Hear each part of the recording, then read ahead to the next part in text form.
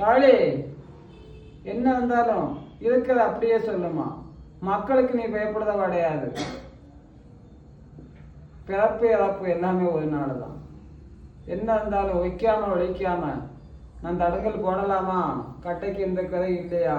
காளி மடவரத்தாளே காளி காட்டுவாமா சிவசக்தி அகிலாண்ட ஈஸ்வரி.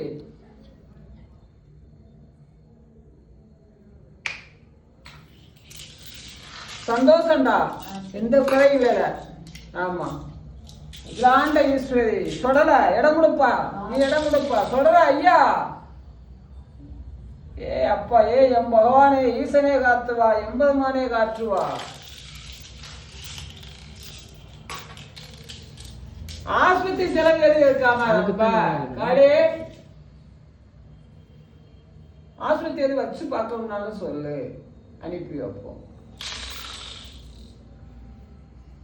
ஆஸ்பத்திரி கூட்டிட்டு போக வேண்டாம், ஆஸ்பத்திரி செலவு இல்ல.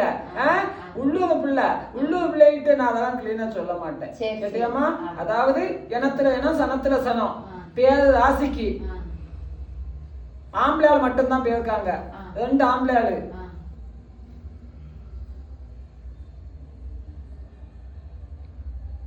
வைவனைக்கு ஈடுபட்டு மாறுபாடு பண்ணி உன் வீட்டுக்குள்ள யார் உயிர்னாலும் ஒரு உயிர் போகணும் அப்படின்னு சொல்லி உன் வீட்டுக்குள்ள வச்சிருக்கு. வச்சு 6 மாசம் ஆச்சு, இது 7ஆவது மாசம் பிறந்ததுக்கு நான் சரிபடுத்தி கொடுக்க, நான் காத்து கொடுக்க. காளி ஆச்சு, நீ போகலாம்.